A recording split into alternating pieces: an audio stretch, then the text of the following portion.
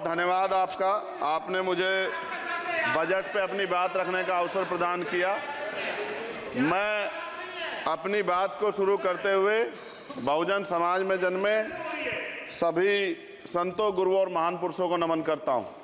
साथ साथ मैं भारत की महान जनता का भी धन्यवाद करता हूं कि उन्होंने लोकतंत्र की रक्षा इस बार की है। सभापति महोदय, पिछले 10 सालों में सरकार की नीतियों के कारण गरीब और गरीब हुआ और अमीर हुआ है, यानी गरीबों और अमीरों के बीच फासला बढ़ गया है। सारे देश की संपत्ति को चंद अमीरों के हाथ में दे दिया गया है। ये हमारे संविधान की मंशा और समतावादी समाज के लक्ष्य के खिलाफ है। अतः हमारी नीतियां गरीबों के पक्ष में भी होनी चाहिए।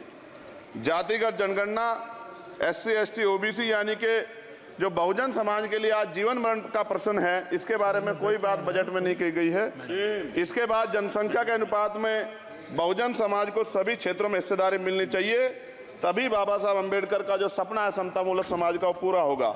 महोदय, एक ऐसा विकसित भारत है जिसमें आज भी सफाई कर्मचारी को पक्की नौकरी नहीं मिल रही है और उसको गटर में उतरने के लिए मजबूर किया जा रहा है। उनके लिए कोई अलग से बजट नहीं है। बजट बन सकता है अगर सरकार चाहे। SC, ST को जो सब प्लान मिलता था, SPC का जो पैसा मिलता था, वो बजट से हटा दिया गया है। साथ साथ देश के स्तर पे आशा, आंगनबाड़ी, भोजन माता, ग्राम सेवक, PRD जवान, होमगार्डों के मानदेय में बढ़ोतरी नहीं हुई है। ऐसा कुछ भी नहीं दिख रहा है कि उनके जीवन में खुशहाली आ जाए। इनका मानदेय बढ़ना चाहिए। विधवा, वृद्धा, विकलांग पेंशन प्रत्येक महीने 500 रुपए से बढ़ाकर 5000 रुपए की जानी चाहिए, क्योंकि महंगाई बढ़ रही है। देश में प्रधानमंत्री जन कल्याण योजना के तहत SC, ST, OBC और मुस्लिम को कितने घर दिए गए, इसका कोई आंकड़ा सरकार के पास नहीं है। देश में इसी तरह SC, ST, OBC के लिए कितने परिवारों को शौचालय की व्यवस्था कराई गई। आज भी सिद्धार्थनगर जैसे जिले और तमाम जिले जो है वहाँ शौचालय की व्यवस्था नहीं है। इस पर ध्यान देना चाहिए। देश भर में SC, ST, OBC के जो रिक्त पद पड़े हुए हैं, बैकलॉग भरना चाहिए। सरकार ने कुछ नहीं कहा। ये कैसी विश्व की 5वीं अर्थव्यवस्था है जिसमें आज भी SC, ST पे अत्याचार हो रहा है, महिलाओं के साथ रेप हत्या हो रही है। NCRB का डाटा पढ़ेंगे तो खून के आंसू रोने पड़ेंगे। युवा बेरोजगार है, सड़कों पे 80 करोड़ लोगों को 5 किलो राशन में जीवन यापन करना पड़ रहा है। जो बजट SC, ST को मिलता है, मेरे दाएं तरफ जो साथी बैठे उनको बुरा लगेगा, कर्नाटक में 14,732 करोड़ रुपए इन्होंने दूसरी योजना में लगा दिए और मध्य प्रदेश में आपने 95 करोड़ रुपए जो है दूसरे बजट में लगा दिए। हमारा जो मिलता है उसको तो मत छीनो भाई। MSP की लीगल गारंटी कोई बात नहीं हुई है। किसानों को जो 6,000 रुपए मिलते हैं उसको बढ़ा के 12,000 रुपए करना चाहिए और फसल बीमा जो है उसका सारा प्रीमियम सरकार भरे, किसानों पर बोझ ना लगे। रिजर्वेशन प्रमोशन में लागू नहीं किया गया, पुरानी पेंशन को बहाल नहीं किया गया, इस पर चर्चा नहीं हुई। देश में मनरेगा समय न्यूनतम मजदूरी की दर 700 रुपए होनी चाहिए। समान काम समान वेतन पॉलिसी लागू होनी चाहिए। जो रसोई की चिंता करते हुए 500 रुपए प्रति सिलेंडर से ज्यादा के दाम नहीं होने चाहिए, जो महिलाओं को राहत मिल सके। बिजली के दामों में भी कमी होनी चाहिए। बेरोजगार युवाओं को 5,000 रुपए भत्ता मिलना चाहिए, जो बेरोजगार युवा जो है अपनी पढ़ाई या अपना खर्चा उठा सके। मैं अपने क्षेत्र के विषय में महोदय आपसे कहना चाहता हूं कि पश्चिम यूपी में नगीना में एक एम्स बनना चाहिए, एक IIT बननी चाहिए, एक IIM बनना चाहिए। नगीना लोकसभा में उद्योग धंधे लगने चाहिए। नगीना की कताई मिल जो है उसको पुनः शुरू कराना चाहिए। RRTC जो योजना है सरकार की, उसको मेरठ से आगे बढ़ाकर मुजफ्फरनगर, सहारनपुर से नजीबाबाद, नगीना होते हुए उसको नगीना तक ले जाना चाहिए। साथ साथ नजीबाबाद से मुंबई के लिए एक ट्रेन चलनी चाहिए और नगीना, श्योरा, किरतपुर में रेलवे के ओवरब्रिज बनने चाहिए। सभापति महोदय, सामाजिक न्याय मंत्रालय को 13,000 करोड़ रुपए दिए गए और जनजाति कार्य मंत्रालय को 13,000 करोड़ रुपए दिए, कुल 26,000 करोड़ रुपए, जो कुल बजट 48.20 लाख का लगभग 0.54% है। जबकि हमारी संख्या 25% से ज्यादा SC, ST की और बहुजन समाज की मिलाओगे तो 85% से ज्यादा है। और हमारे विकास के लिए सरकार 1% पैसा खर्च कर रही है, जो मिलना हमें चाहिए, जबकि मिलना हमें 25% चाहिए। ये ऊंट के मुंह में जीरा के समान है, कहावत हमने बहुत दिन सुनी थी। पिछले लंबे समय से हमारे साथ धोखा हो रहा है, लेकिन अब ये नहीं चलेगा। चंद लोगों की तराजू से देश के संसाधन नहीं बटेंगे। इस देश का बहुजन समाज बर्दाश्त नहीं करेगा। संसाधन का बंटवारा संख्या के आधार पे होगा। माननीय काशीराम साहब नारा लगाए थे, ना तो वोट हमारा राज तुम्हारा चलेगा, और आज हम कह रहे हैं ना ही वोट हमारा और नोट तुम्हारा चलेगा। इस बात का भी ध्यान जो है सरकारों को देना पड़ेगा। आपके माध्यम से सरकार से मेरी एक मांग है, सरकार इस योजना का लाभ भी अपने आप ले ले, सरह भी ले ले। कि 1 लाख रुपए सालाना बहुजन समाज के अत्यंत गरीब परिवारों को दे। 10 लाख करोड़ रुपए खर्च होंगे, लेकिन इस 1 लाख रुपए की योजना से एक झटके से एक परिवार गरीबी की रेखा से ऊपर आएगा और इनके बच्चों को कुपोषण खत्म होगा, अच्छी शिक्षा मिलेगी, महिलाओं को सम्मानजनक जीवन मिलेगा और इससे वास्तव में सबका साथ सबका विकास का नारा सार्थक होगा।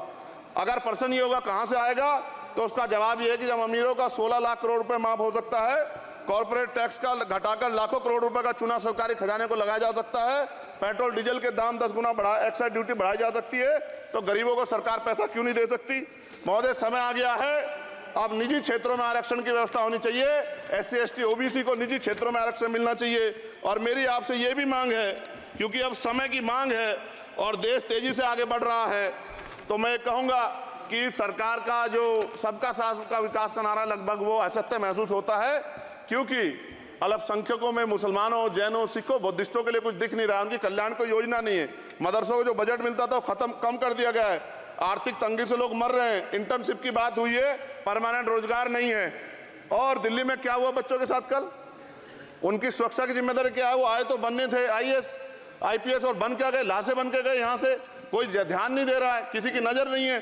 साथ साथ मैं आपसे ये भी आग्रह करूंगा कि हम ग्रामीण क्षेत्रों से आए लोग देश से बड़ा प्रेम करते हैं और हम ये महसूस करते हैं कि सरकारें हमें सुनेंगी, सरकारें हमारे बारे में सोचेंगी। लेकिन ऐसा महसूस हो जाता है आज़ादी के 75 साल बाद, और जिसको अमृत काल कहा जा रहा है, आज भी SC ST OBC के लोगों पर अत्याचार हो रहा है।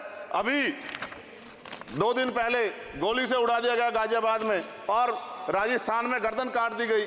ये घटनाएं देख के डर लगता है, घर से निकलते हुए भी कि आने घर वापस लौटेंगे नहीं लौटेंगे। तो मेरा सरकार से आग्रह है, अगर आज़ादी के 75 साल बाद भी हमारी हत्या हो रही है, तो हमारी मां को भी दर्द हुआ होगा जब उसने हमें पैदा किया हो, हमारी बहनों को भी हमारे खोने का दर्द होता होगा। कैसी कानून व्यवस्था है आपकी, सब कुछ है आपके पास, फिर भी जो है महिलाओं पर रेप नहीं रोक पा रहे हो, हत्याएं नहीं रोक पा रहे हो, गरीबों, दलितों, पिछड़ों, किसानों, मजदूरों की जान नहीं बचा पा रहे हो। किसान सुसाइड कर रहा है, नौजवान सुसाइड कर रहा है, और बड़ी बड़ी बातें होती हैं, इधर भी अच्छे लोग हैं, इधर भी अच्छे लोग हैं, लेकिन अच्छाई तब होगी जब जमीन पे भी कुछ काम दिखाई देगा। और जमीन पे महोदय कोई काम दिखाई नहीं दे रहा है। जब कोई योजना की बात आती है तो सरकार हमसे मुंह मोड़ लेती है। आप बताइए, एजुकेशन का बजट कम कर दिया, हेल्थ का बजट कम कर दिया। मैं अपने क्षेत्र में गया तो आप विश्वास कीजिए, डॉक्टर नहीं है, स्कूल में मास्टर नहीं है, और कोई भर्ती ऐसी नहीं जिसका पेपर लीक नहीं होता है। तो देश किस तरफ जा रहा है और इसमें नौजवानों का भविष्य क्या है, इसके बारे में हमें चिंता करनी चाहिए। और अंत में अपनी बात को खत्म करते हुए मेरा आपसे आग्रह और आपके माध्यम सरकार से आग्रह है कि यहाँ बाहर बाबा साहब अम्बेडकर की मूर्ति लगी हुई थी एक, वो करोड़ों लोगों की आस्था से जुड़ा विषय है, और आप विश्वास करो इतना गुस्सा है उसको लेके। मेरी आपके माध्यम से मैं हाथ जोड़ता नहीं हूं, लेकिन मैं हाथ जोड़ के आपसे आग्रह कर रहा हूं कि प्रधानमंत्री जी, सरकार से हमारी आग्रह कि वो अम्बेडकर वादियों के सम्मान का ध्यान रखते हुए, उनके जो है दिल की पीड़ा को समझते हुए, उनके दर्द का ध्यान रखते हुए उस मूर्ति को पुनः स्थापित करा दीजिए। अगर इसमें कोई राजनीतिक कारण अलग बात है, लेकिन मैं कंक्लूड कर रहा हूं। मगर मैं आपसे कहना चाहता हूं, इसमें बहुत गुस्सा है। जिस दिन अम्बेडकरवादी गुस्सा हो जाएगा, वो फिर इस सरकार को जो 24 में आ गई है, वो आने वाले चुनाव में ऐसा सबक सिखाएगा कि दोबारा पलट के नहीं देख पाओगे। तो मैं आपका धन्यवाद करता हूं और मुझे विश्वास है कि सरकार मेरी बातों पे गौर करेगी और गरीबों के बारे में सरकार सोचेगी, गरीबों को आगे बढ़ने के अवसर प्रदान होंगे। धन्यवाद।